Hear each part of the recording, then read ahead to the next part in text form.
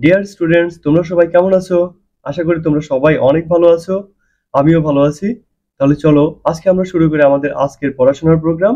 আজকে আমরা ক্লাস 7 এর এক্সপেরিয়েন্স থিওরি নিয়ে আলোচনা করব। আমাদের আজকের আলোচনার বিষয় ইফ কবিতাটি। ইফ কবিতাটি লিখেছেন রুডিয়ার্ড কিপলিং। আমরা এই কবিতাটা পড়ার আগে বা এই কবিতাটা বোঝার আগে আমরা আগে ইনস্ট্রাকশন জেনে নেই। ইনস্ট্রাকশনে বলা আছে, listen to the recitation of the poem if given below and practice it in pairs or groups. Later recite it for the whole class.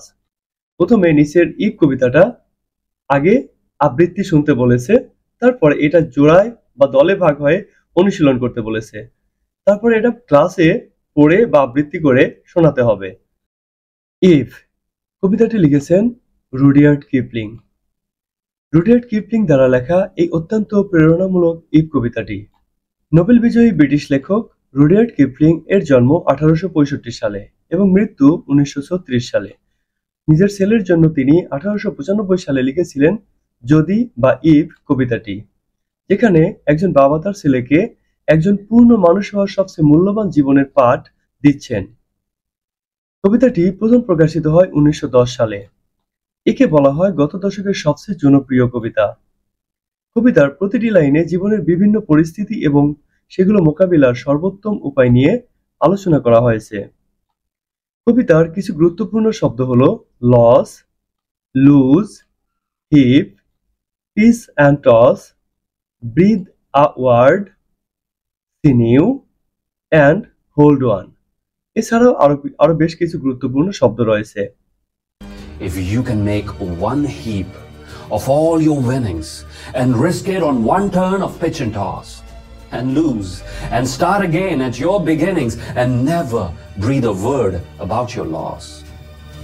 If you can force your heart and nerve and sinew to serve your turn long after they are gone, and so hold on when there is nothing in you except the will which says to them, hold on. আসো আমরা এবার কবিতাটা line by line Bangla অর্থ সহ পড়ে ভালোভাবে বুঝে নেই।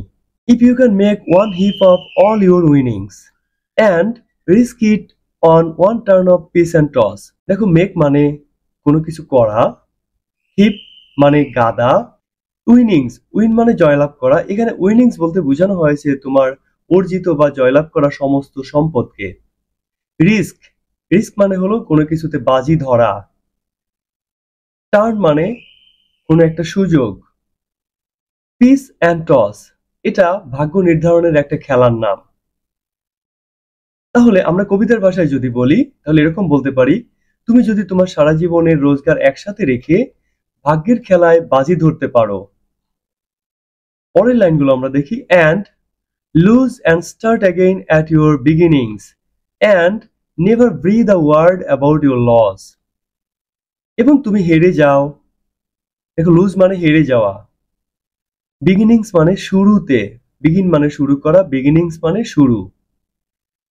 নেভার মানে কখনোই না, ব্রিথ আ ওয়ার্ড এটা একটা ফ্রেজ। এই ব্রিথ আ ওয়ার্ড মানে হলো গোপন কথা ফাঁস করে দেওয়া, সিক্রেট ওপেন করে দেওয়া। অ্যাবাউট ইউর লস, লস মানে ক্ষতি। তাহলে এই দুইটা লাইনের কবিতার ভাষায় বললে এরকম হয়, সবকিছু হারিয়ে আবার প্রথম থেকে শুরু করতে পারো, নিজের পরাজয়কে গোপন রেখে। হচ্ছে তুমি এই যে পিস অ্যান্ড টসে হারলে, হেরে যদি তুমি আবারও নতুন করে শুরু করতে পারো, তোমার সেই হার, তোমার সেই ক্ষতি, এগুলো গোপন রেখে। তারপরের লাইনগুলো আমরা দেখি, if you can force your heart and nerve and sinew to serve your turn long after they are gone. আক্ষরিক অর্থে কি বলছে? ফোর্স মানে শক্তি প্রয়োগ করা বা প্রয়োগ করতে পারা। হার্ট অ্যান্ড নার্ভ, হার্ট মানে তো তোমরা জানোই, হার্ট মানে অন্তর, হার্ট মানে হৃদয়, হার্ট মানে কলিজা। নার্ভ, নার্ভ মানে হলো স্নায়ু। সিনিউ, সিনিউ হলো পেশি, হাড় মাংস যেটাকে বলে পেশি। টু সার্ভ, সার্ভ মানে হলো সেবা করা বা সার্ভিস দেওয়া, কাউকে কোনো কাজ করে দেওয়া। টার্ন মানে তো আগেই বলেছিলাম যে কোনো একটা সুযোগ বা পর্যায়। Long after they are gone, long after মানে অনেক পরে, দে আর গন, গন মানে যা হারিয়ে গেছে, যা চলে গেছে। তাহলে কবিতার ভাষায় আমরা এই দুইটা লাইন বললে এরকম হয়, যদি তুমি আগে বাড়তে পারো, যখন তোমার হৃদয়, তোমার শিরা এবং তোমার হাড় মাংস হাড় মেনে যায়। অর্থাৎ তুমি তোমার সবকিছু হারিয়ে, যখন সবকিছু হারিয়ে ফেলেছো, তখনও তুমি যদি তোমার হার্ট, স্নায়ু এবং মাংসপেশিকে আবার কাজে লাগাতে পারো, আবার তাদেরকে দিয়ে বল প্রয়োগ করে কোনো কাজ করতে পারো। তারপরে কি বলছে দেখো, and hold on when there is nothing in you except the will which says to them hold on। আক্ষরিক অর্থে দেখো, হোল্ড ওয়ান মানে দাঁড়িয়ে যাও, অথবা হোল্ড অন মানে ধরে রাখো, হাল ছেড়ে দিও না, এরকম অর্থ। নাথিং ইন ইউ, নাথিং মানে কোনো কিছুই না, এক্সেপ্ট মানে ব্যতীত, এক্সেপ্ট মানে ব্যতীত, উইল, এখানে উইল মানে নিজের ইচ্ছা শক্তিকে বোঝানো হয়েছে, অর্থাৎ দৃঢ় প্রতিজ্ঞা। হোল্ড অন, হোল্ড অন মানে দৃঢ় থাকো, ভেঙে পড়ো না, বিচলিত হয় না। তাহলে এই দুইটা লাইনের আমরা যদি কবিতার ভাষায় বলি এরকম হয়, তুমি যদি তখনও অবিচল থাকতে পারো, যখন তোমার মধ্যে আর কিছুই না থাকে, কেবল ওই ইচ্ছা শক্তি ছাড়া যা বলে দৃঢ় থাকো। এখন এই ৮ লাইন কবিতার আমরা যদি সারাংশ বলি তাহলে এরকম দাঁড়ায়, যদি তুমি তোমার সবকিছু জুয়া খেলায় হারিয়ে আবার নতুন করে শুরু করতে পারো, তোমার হারানোর সমস্ত গ্লানি ভুলে, এবং তুমি যদি যা গেছে সেগুলো ভুলে গিয়ে আবারও তোমার অন্তর, তোমার স্নায়ু, তোমার মাংসপেশিকে আবার কাজে লাগাতে পারো, যখন তোমার মধ্যে শুধু ইচ্ছা শক্তি ছাড়া আর কিছুই না থাকে, তখনও তুমি যদি দৃঢ় প্রতিজ্ঞ বা দৃঢ় চিত্তে কাজ করে যেতে পারো, তাহলেই তুমি সবকিছু করতে পারো। তোমরা কবিতাটা শুনে নিশ্চয়ই বুঝতে পেরেছো কবিতাটা অনেক অনেক অর্থবহ। এই কবিতাটায় জীবনের বিভিন্ন সমস্যা সম্পর্কে অনেক গুরুত্বপূর্ণ কথা বলা হয়েছে। এই কবিতাটা আমাদের দিক নির্দেশনা দেয় আমরা ভবিষ্যতে কেমন করে সফলকাম হতে পারি। আমরা যে কবিতাটা পড়লাম ৮ লাইনের, রুডিয়ার্ড কিপলিং এর এই কবিতাটা কিন্তু ৮ লাইনের নয়, এই কবিতাটা আরো অনেক বড়। এখানে আমাদের ছোটদের জন্য শুধু ৮ লাইন দেওয়া হয়েছে। এবার আসো আমরা এই কবিতার কিছু শব্দের সাথে তার অর্থের মিল করি। দেখো এই নম্বরে রয়েছে হিপ। হিপ মানে to put things on top of each other, একটার উপরে আরেকটা জিনিস রাখা। এটা আমাদের কলামের ৪ নম্বরে আছে। এটা আমরা বাক্যে প্রয়োগ করলে এরকম হয়, your room looks very untidy when you lay your clothes in a heap on the floor. তুমি যদি ফ্লোরে কাপড়ের উপরে একটার উপরে আরেকটা রাখো তাহলে তোমার রুম দেখতে খুবই আনটাইডি লাগে। রিস্ক মানে বাজি ধরা। রিস্ক মানে কি? রিস্ক মানে বাজি ধরা। এটার উত্তর তোমাদের কলামের ৩ নম্বর ঘরে রয়েছে। এর মানে হলো to do something that might be dangerous, এমন কোনো কাজ করা যেটা খুবই বিপজ্জনক হতে পারে। আমরা বাক্যে এভাবে প্রয়োগ করতে পারি, the freedom fighters risked their lives to free our country. Freedom ফাইটাররা আমাদের দেশকে মুক্ত করার জন্য জীবন বাজি ধরেছিল। ৩ নম্বরে দেখো আছে piece and toss. Piece and toss একটা খেলার নাম। এটা তোমাদের মাঝের কলামে ৯ নম্বরে রয়েছে। মানে হলো a game in which the player pitches a coin nearest to a mark has the first chance to toss all the coins, winning those that land hits up. আমরা এটা বাক্যে প্রয়োগ করলে এটা এমন হতে পারে, he plays pitch and toss very often. সে প্রায়ই pitch and toss খেলে। ২ নম্বরে রয়েছে বিগিনিং। বিগিনিং মানে শুরু। এটা তোমাদের মাঝের সারিতে মাঝের কলামে ১ নম্বরে রয়েছে। এর মানে হলো দ্য স্টার্ট অফ সামথিং, কোনো কিছুর শুরু। এটা আমরা বাক্যে এভাবে প্রয়োগ করতে পারি, the beginning of his life was sorrowful. তার জীবনের শুরুটা খুব কষ্টের ছিল। ৩ নম্বরে রয়েছে ব্রিথ আ ওয়ার্ড, মানে গোপন কথা ফাঁস করে দেওয়া। এটা তোমাদের মাঝের কলামের ৮ নম্বরে রয়েছে। এটার মানে দেখো লেখা আছে don't say a word about something to anyone. কারণ ব্রিথ আ ওয়ার্ড মানে গোপন কথা ফাঁস করে দেওয়া, মানে বলে দেওয়া। তো এটা আমরা বাক্যে প্রয়োগ করলে এরকম হতে পারে, he has a reputation of never breathing a word about others fault. F নম্বরে দেখো সিনিউ। সিনিউ মানে মাংসপেশি। দেখো এটা তোমাদের মাঝের কলামে ৭ নম্বরে রয়েছে, a part of the body that connects a muscle to a bone. এটা শরীরের একটা অংশ যেটা তোমার মাসেলকে বোনের সাথে যুক্ত করে, মানে হাড়ের সাথে যুক্ত করে। এটা আমরা বাক্যে এভাবে প্রয়োগ করতে পারি, the athletes had got an injury in his sinew. যারা খেলাধুলা করে অ্যাথলেট বলে তাদের। অ্যাথলেট তার সিনিউতে ইনজুরি হয়েছে, অর্থাৎ সে মাংসপেশিতে তার ইনজুরি হয়েছে। সার্ভ, সার্ভ মানে সেবা করা। এটা মাঝের কলামের 5 নম্বরে রয়েছে পারফর্ম ডিউটিস, মানে কর্তব্য পালন করা। এটা আমরা বাক্যে এভাবে লিখতে পারি, Abraham served in the company for 12 years. Abraham কোম্পানিটিতে 12 বছর ধরে সার্ভিস দিয়েছিল। 23 নম্বরে রয়েছে এক্সেপ্ট, এক্সেপ্ট মানে ব্যতীত, ছাড়া। এটার অর্থ মাঝের কলামে 2 নম্বরে রয়েছে, এর অর্থ হলো নট ইনক্লুডিং, মানে ছাড়া, যা অন্তর্ভুক্ত করা হয়নি। এটা আমরা বাক্যে এভাবে প্রয়োগ করতে পারি, every member of my family except my younger brother was infected by COVID. আমার ফ্যামিলিতে শুধুমাত্র আমার ছোট ভাই ছাড়া সবাই কোভিড-19 আক্রান্ত হয়েছিল। আই নম্বরে রয়েছে উইল, উইল মানে এখানে ইচ্ছা শক্তি। এটা মাঝের কলামের 6 নম্বরে আছে, এর মানে হলো two want to do something, কোনো কিছু করতে চাওয়া।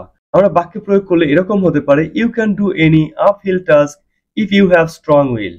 তোমার যদি দৃঢ় প্রতিজ্ঞা থাকে তাহলে তুমি যে কোনো বড় কাজ বা কঠিন কাজ করে ফেলতে পারো। এবার দেখো 3.5, read the poem again in pairs and complete the sentences with words or phrases from the box to make it a meaningful sentence. One is done for you. জোড়ায় ভাগ হয়ে কবিতাটি পুনরায় পড়ো এবং নিচের বক্স থেকে শব্দ বা গুচ্ছ ব্যবহার করে, এই যে নিচে বক্স আছে, এই বক্স থেকে শব্দ বা শব্দগুচ্ছ ব্যবহার করে নিচে বাক্য আছে, এই বাক্যগুলোকে অর্থপূর্ণ করো। বোঝার সুবিধার্থে একটি তৈরি করে দেওয়া হয়েছে। আমরা বক্সের শব্দগুলো আগে পড়ে নেই।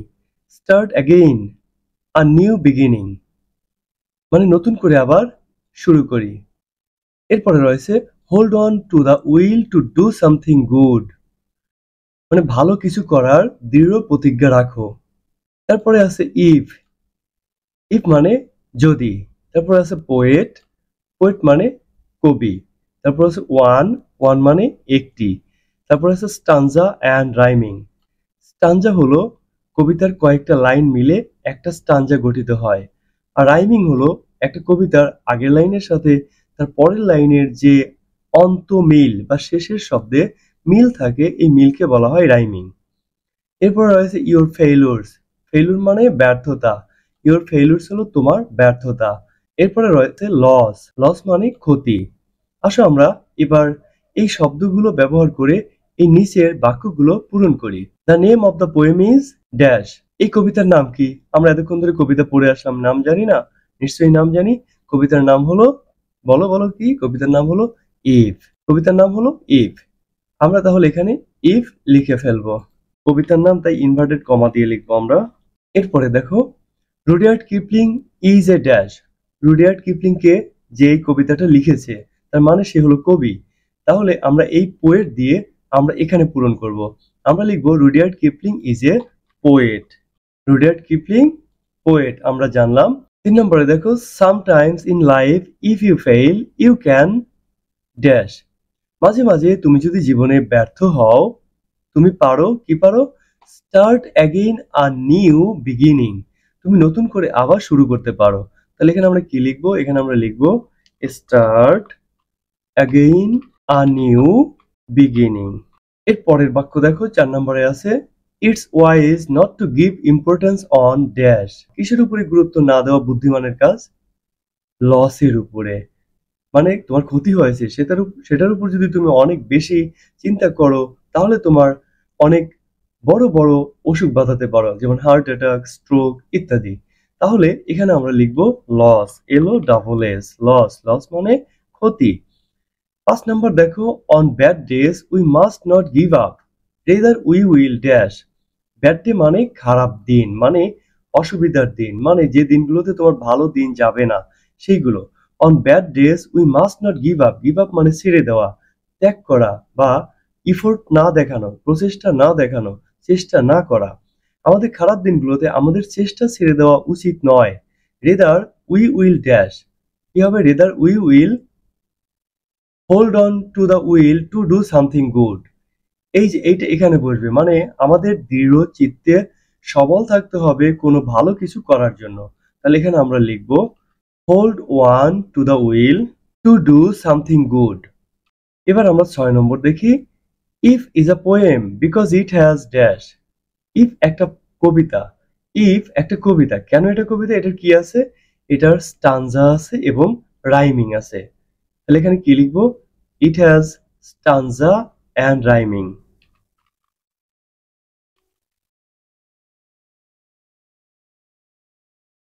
ইট হ্যাজ স্টানজা অ্যান্ড রাইমিং।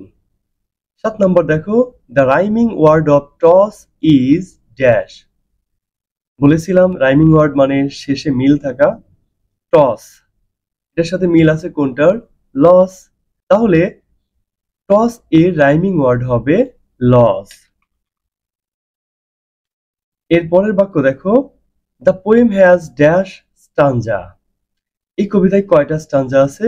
কবিতাটা যদি ভালোভাবে খেয়াল করো, দেখো ভালোভাবে খেয়াল করে কবিতাটায় কয়টা স্টানজা আছে।